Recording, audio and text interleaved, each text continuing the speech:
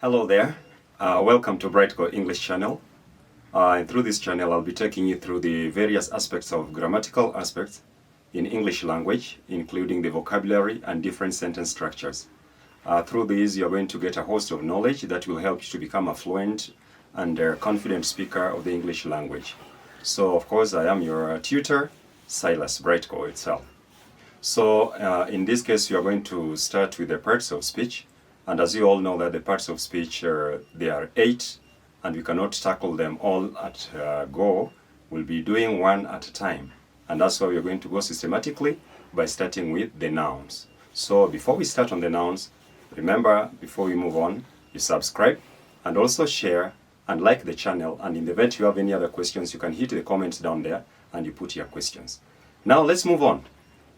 Now let us start with the nouns, and in this aspect of nouns you're going to look at the types of nouns and also the different aspects of it. So to start with the nouns, we know the definition of a noun, that a noun is a naming word.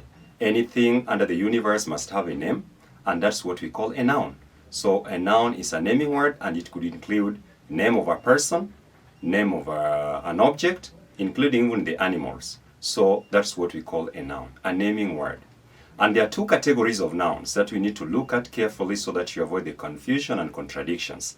So in this case here, the 2 categories of nouns that we have, one is called the abstract nouns, and the second one is called concrete nouns.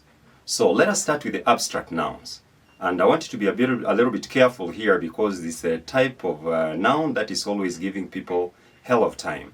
So when you're talking about abstract, it is something that is complicated, because this is the name of the perceptions that we have in our minds. This is something that you cannot touch. It is not concrete itself. So it is some idea that we have in our mind that can only be conceived and can only be expressed in a particular way because they have some effects. Now think of perceptions, ideas, and thoughts that we might be having in our minds, such that you can't feel, you can't touch it.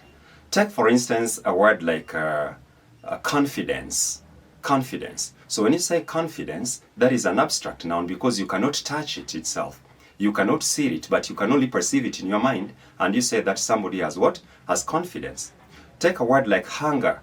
When you need to eat something, you are hungry.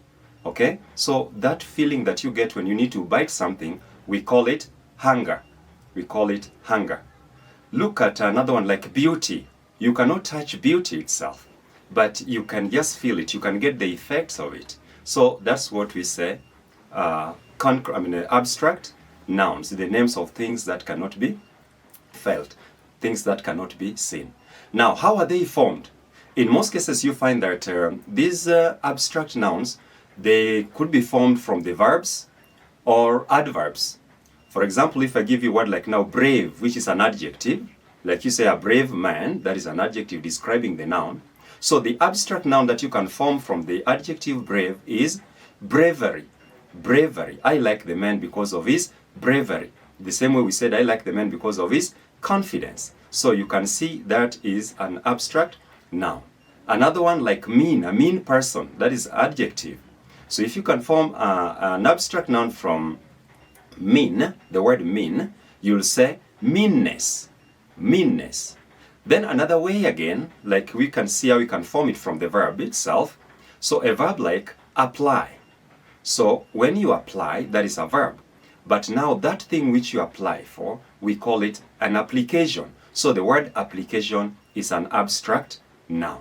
Therefore, you can see in that case that abstract nouns are names of the perceptions, the opinions, the ideas, the thoughts that we can conceive in our minds, and you cannot touch. It's not something that you can say that, hey, let me see that confidence, let me see that beauty. We can only perceive them, and you can only get the effects. And as well, we can also represent them in another way, maybe including colors or through drawings. Okay? Let's look at the second categories of the nouns. So this one is called concrete noun. It is now the opposite of the abstract. Now concrete is now something that is tangible, a name of something that is now physical itself. You can see it, you can touch it, you can feel it, and it is something that you can see with your own eyes. And therefore these concrete nouns, they are also of different types. There are 4 types of concrete nouns. So the first one being the proper nouns, and we have the common nouns, we have the compound nouns, and finally we have the collective nouns. So there are 4 types of concrete nouns in this case. So we are going to look at them into details in our next episode, so that we look at them into details one by one, because they are also very much confusing and very much challenging to the learners of English language, especially if it is your second language per se.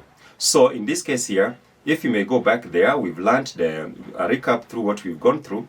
We've learned that a noun is a naming word, and you know that we have 2 categories of nouns, that is the abstract and the concrete, and we've dwelt so much on the abstract nouns. The abstract nouns, we say that they are those which can, names of things that can only be felt, that can only be perceived in our mind, and you cannot do it, you cannot touch them. Therefore, I believe you've got a lesson. If you have any question, you can put it down there on the comment side. And please, as a reminder, remember to hit that subscription button, so that you can do what? You can support me in that way. And at the same time, also share with your friends, like it, and also comment where necessary. Otherwise, thank you very much, and see you in the next video, whereby we're going on with the aspects of noun. Thank you. Feel welcome next time.